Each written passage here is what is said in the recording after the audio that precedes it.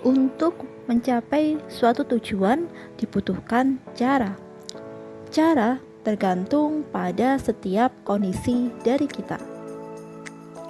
Untuk menggunakan cara tertentu dalam mencapai tujuan kita harus memahami kondisi kita dan keluarga kita. Kita tidak bisa menyamakan cara kita sepenuhnya dengan keluarga lain karena kondisi kita berbeda. Ketika kita melihat kehidupan keluarga lain, misalkan influencer atau yang selainnya, kita bisa belajar dari prinsip-prinsipnya saja. Untuk teknisnya, kita bisa menyesuaikan dengan kondisi keluarga kita masing-masing. Kenapa demikian? Karena ketika tidak sesuai dengan kondisi kita, tentunya cara yang kita pakai tidak akan bisa menyelesaikan masalah kita dan juga tidak akan bisa mengantarkan pada tujuan kita. Kondisi yang perlu kita perhatikan misalnya seperti kondisi keluarga kita, kondisi pekerjaan kita. Apakah kita harus kerja kantoran yang itu kita harus berangkat dari pagi kemudian pulangnya sore atau malam, ataukah kita bekerja dari rumah? Ketika kita bekerja di kantor, kita tidak bisa mengasuh anak kita di jam kantor tentunya. Namun, ketika kita bekerja di rumah bisa lebih fleksibel.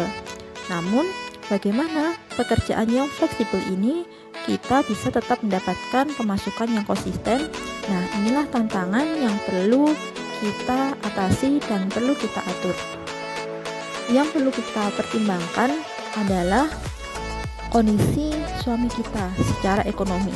Apakah pemasukan suami kita sudah mencukupi kebutuhan keluarga sehingga pemasukan kita bisa kita gunakan untuk semakin meningkatkan kualitas hidup keluarga, ataukah justru kondisinya masih kekurangan? Ketika kondisi ekonomi suami sudah cukup untuk mencukupi kebutuhan, bahkan masih bisa kita gunakan untuk biaya pengasuhan, misalkan babysitter, ART, atau daycare. Namun jika tidak, kita bisa memikirkan strategi lain untuk dapat bekerja sekaligus mengasuh anak. Ketika kita memiliki targetan untuk bekerja, mengasuh anak, mengerjakan pekerjaan rumah tangga, dan juga tanggung jawab yang selainnya, kita juga perlu memetakan energi waktu yang kita miliki. Ketika kita dihadapkan pada banyak tanggung jawab dan pekerjaan, namun kita memiliki keterbatasan dalam energi serta waktu, maka kita perlu upaya untuk mengatasinya, seperti misalkan kita memilih prioritas. Yang kedua, kita melakukan manajemen energi.